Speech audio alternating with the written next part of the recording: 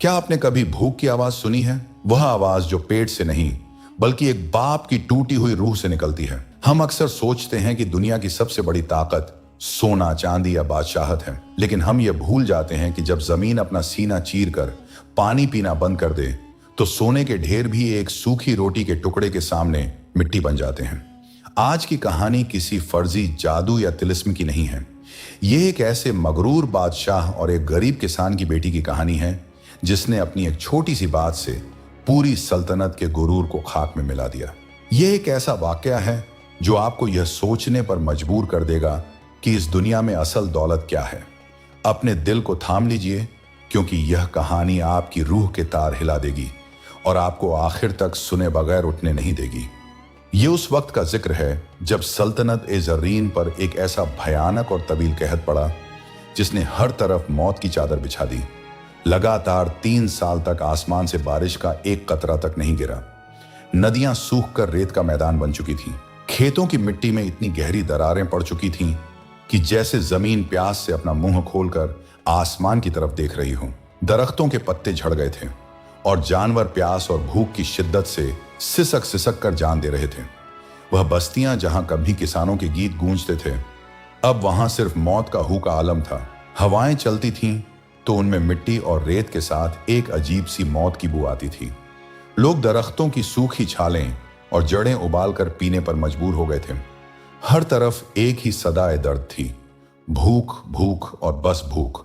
लेकिन इस मौत के रक्स से दूर सल्तनत के दारुल हुकूमत में बादशाह का आलीशान महल अभी भी अपनी पूरी चमक दमक के साथ खड़ा था। बादशाह सिकंदर, जिसका नाम ही उसकी ताकत का मजहर था, अपने खजाने में मौजूद सोने और हीरों के ढेरों पर फख्र करता था। उसका मानना था कि जिसके पास दौलत है वह खुदा के बाद सबसे बड़ी ताकत है।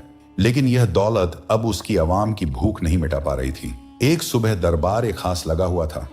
बादशाह सिकंदर अपने हीरों से जड़े तख्त पर इंतहाई गुस्से और परेशानी के आलम में बैठा था। उसकी सल्तनत के मुख्तलिफ हिस्सों से रोजाना हजारों लोगों के मरने की खबरें आ रही थीं। बादशाह ने अपने वजीर आजम को गुस्से से मुखातिब किया और कहा, ए वजीर, मेरे खजाने में इतना सोना है कि मैं पूरी दुनिया खरीद सकता हूं, तो फिर मेरी रियाया भूख से क्यों मर रही है? क्या हमारी सल्तनत में अनाज का एक दाना भी बाकी नहीं रहा?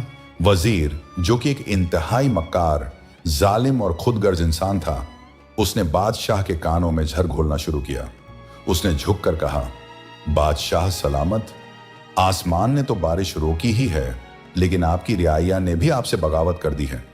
ये किसान बहुत मक्कार हैं।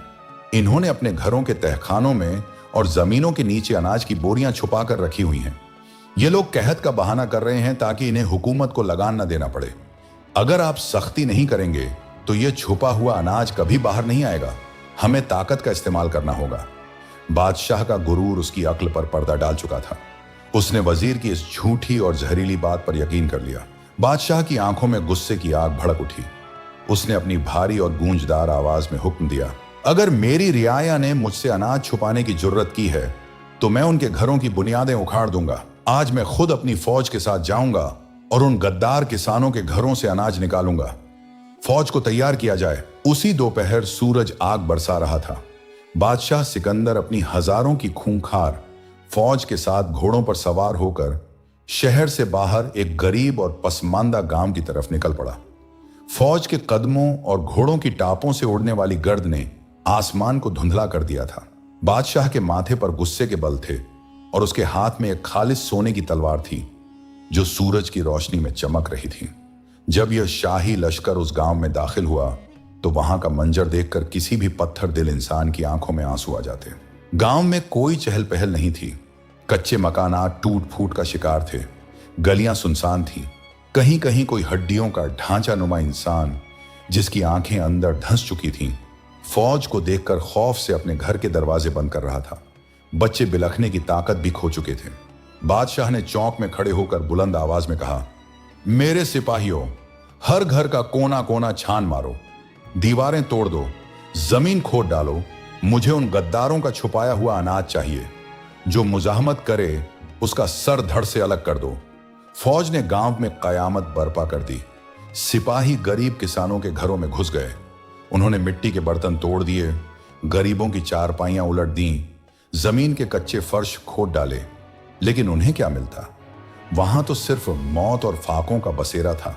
एक एक करके सिपाही वापस आए और सबने बादशाह के सामने सर झुकाकर कहा, यहां कुछ नहीं है, ना अनाज ना पानी, सिर्फ भूख और बीमारियां हैं। यह सुनकर बादशाह का पारा मजीद हाई हो गया। उसकी अना को ठेस पहुंची थी कि उसका फरमान गलत कैसे हो सकता है। वजीर ने आग में तेल डालते हुए कहा, बादशाह सलामत, ये लोग इतने चालाक हैं कि इन्होंने अनाज कहीं और दफन कर दिया है। इन्हें सजा दीजिए, इनके घरों को आग लगा दीजिए ताकि ये सच उगलने पर मजबूर हो जाएं।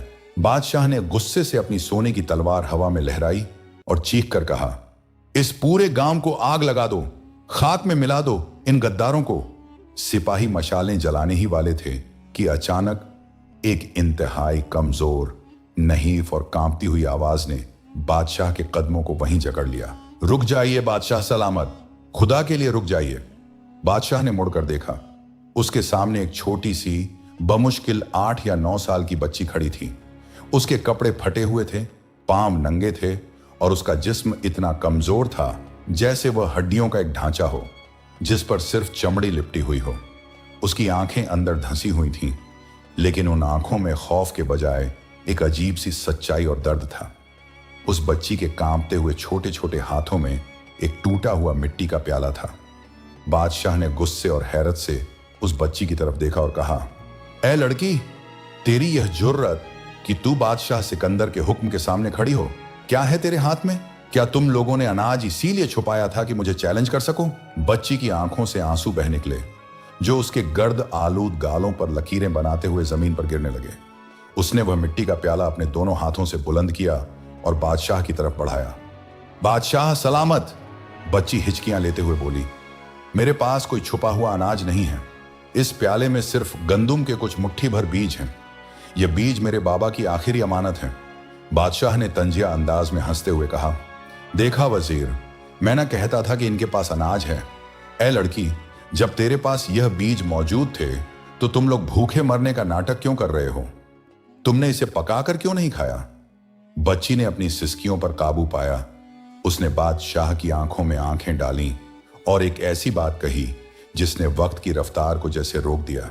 बच्ची ने कहा, बादशाह सलामत, मेरे बाबा पिछले 1 हफ्ते से भूखे थे। कल रात भूख की शिद्दत से उनके पेट में शदीद दर्द उठा।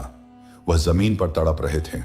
मैं रोते हुए उनके पास गई और उनसे मिन्नत की कि बाबा, खुदा के लिए इस प्याले में रखे हुए गंदुम के बीजों को पीस कर खा लें, आपकी जान बच जाएगी। बादशाह और तमाम सिपाही खामोशी से उस बच्ची की बात सुन रहे थे। बच्ची की आवाज मजीद भारी हो गई, लेकिन मेरे बाबा ने मेरे हाथ से प्याला दूर कर दिया। उन्होंने मुझसे कहा कि बेटी, ये बीज हमारे खाने के लिए नहीं है, ये बीज इस जमीन की अमानत है। अगर मैंने आज अपनी भूख मिटाने के लिए इन बीजों को खा लिया तो जब आसमान से बारिश होगी तो हम इस जमीन के सीने में क्या बोएंगे? अगर अगली फसल नहीं होगी तो मेरी जान तो बच जाएगी, लेकिन इस सल्तनत के हजारों बच्चे भूखे मर जाएंगे। मेरे बाबा ने कहा था कि एक किसान अपने पेट को कब्र बना सकता है, लेकिन वह अपनी जमीन का हक नहीं छीन सकता। बच्ची रोते रोते जमीन पर गिर पड़ी। मेरे बाबा कल रात तड़प तड़प कर भूख से मर गए, बादशाह सलामत, लेकिन उन्होंने इन बीजों को अपने होंठों से छूने तक नहीं दिया। और आप अपने महल में बैठकर यह सोचते हैं कि हम गद्दार हैं, हमने अनाज छुपाया है। हम तो वह हैं जो आपकी सल्तनत को जिंदा रखने के लिए अपना खून और अपना गोश्त कुर्बान कर रहे हैं। वह बच्ची तो चुप हो गई, लेकिन उसके अल्फाज बादशाह के सीने में किसी खंजर की तरह उतर गए। पूरे लश्कर में मौत का सा सन्नाटा छा गया था। हवाओं का शोर भी जैसे थम गया था। बादशाह सिकंदर के हाथ कांपने लगे। उसकी नजरें उस मिट्टी के प्याले और उन बीजों पर जमी हुई थीं। उसे अचानक अपना आप दुनिया का सबसे गरीब, सबसे हकीर और सबसे लाचार इंसान लगने लगा। उसके जहन में वह सीने शक कर देने वाली आवाज गूंज रही थी, एक किसान अपने पेट को कब्र बना सकता है, लेकिन वह जमीन का हक नहीं छीन सकता। एक गरीब किसान जिसके पास खाने को एक निवाला नहीं था, उसने पूरी सल्तनत की बका के लिए अपनी जान दे दी। और वह जो इस सल्तनत का बादशाह था, जिसके खजाने सोने और चांदी से भरे पड़े थे, वह अपनी अवाम पर जुल्म करने, उनके घर जलाने यहां आया था।